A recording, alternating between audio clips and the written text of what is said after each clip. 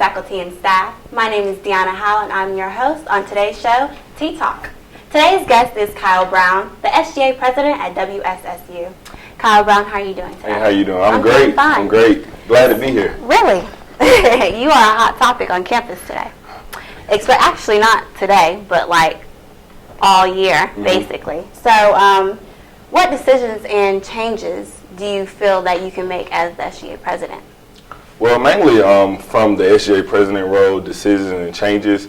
I wouldn't exactly say changes, but more of going back to our traditions. A lot of the things that I kind of assessed over the past few years is that we had a lot of great things going on probably 8 or 9 years ago. So how do we bring those things back? So I'm kind of creating policy that can really move our campus a step further. So, trying to mix the old school and new school. Yeah, the old school, new school, like a new vision, same tradition, bringing it together and the merge of the two. So yeah. Okay, so I know you realized on Monday you had your inauguration, the first SGA inauguration.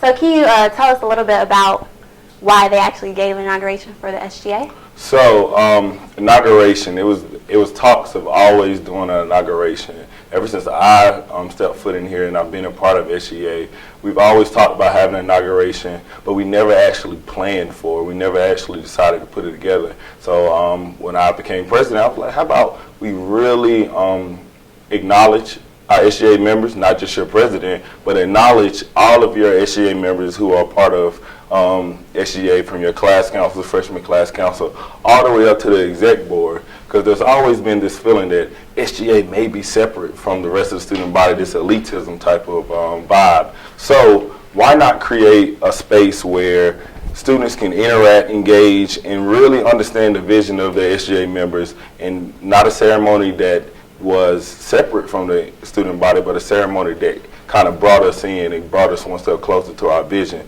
Now that we have a new chancellor, we have a new curriculum, we have a new vision. Right. So how do we bring those two together? Right. Three together, excuse me. Yeah. Right, so it's kind of just showing respect for, I understand completely.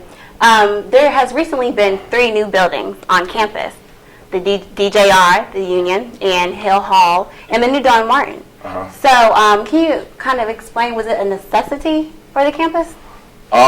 I would say completely yes. When you think about where we used to be and where we are now, people step foot on our campus. We host a lot of people. We host a lot of people with a lot of influence, with a lot of power actually in North Carolina and across the country. So when they step foot on our campus, with us being at HBCU, first off, they already think we're one step below. So when they step foot on our campus and they see these beautiful places and they see these beautiful buildings that students are engaging in, they understand that this isn't the HBCU that I heard about in my dinner party or what I heard about at my church. This is a really liberal learning environment where students are really engaged, they really are learning, and they deserve the best. So that HBCU that you thought didn't have this or didn't have that actually is really happening here at WSSU. And the space that we needed, when we think about the number of students that we bring it in and the living spaces, it just needed to be updated. So that was important.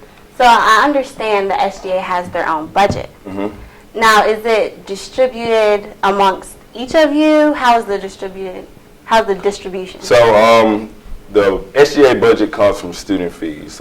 Student fees is approximately $495, and it's distributed among student affairs, student activities, and SGA. So, and we all fall underneath student affairs. So with that, we're able to kind of do all of our planning based upon that budget of your student fees, and that also accumulates with our workers that we have, our Thompson Center workers, our DJR workers, and when we think about how it's distributed pretty much to just provide what students may need throughout their accumulation of that year.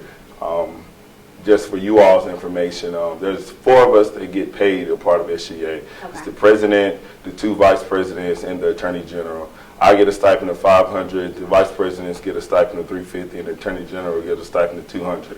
Mainly because those positions are really, really, really busy, and most of the work they're doing is really, really, really, really good work, but it's work that kind of causes a lot of time outside the classroom.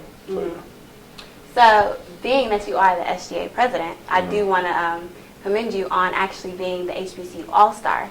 Thank you. You're welcome. I actually want you to elaborate on that position for us. Well, I went through an application process. It's called the White House Initiative on HBCUs, and if you're selected, you're HBCU All-Star. So myself and Mona's are here. She's the Attorney General for SGA. We both were selected, and the main goal behind being an HBCU All-Star is to advocate for your campus on a federal level and being able to create a dialogue in a space where you are advocating for HBCUs of sustainability, affordability, governance, and leadership, infrastructure. So like when we think about the buildings that we have to advocate to a state level or federal level to get the funding for that. Right. And we think about the type of student that we're trying to create, we have to advocate to a legislator to provide us with the resources to fund us with that. So it kind of fits right in with the position that I have as SGA president and being an HBCU All-Star and merging those two together. So advocating on students' needs on campus, then advocating at a larger scale on a federal level, and then putting those two together, and then we can really see where WSSU and HBCUs really make an impact on our economy. Okay, so how were your qualifications? Like, what were your qualifications for being SGA president? Qualifications, man. What I always like to say is, I don't think you need a million beautiful qualifications. I think you just need a spirit and a heart for the students. I was a part of SGA my sophomore year, my junior year, and now officially my senior year. I was sophomore class president, then I was the vice president of internal affairs with our student senate. So I had a different perspective of what students wanted, and I had a different perspective of what students need. So being able to have that love for students and being able to engage with a lot of students, I think I know a lot of people on campus. So just being able to understand where students really are and how I can help them, I think that's your main qualification. Just being able to know students and know how they really think and how they feel is important.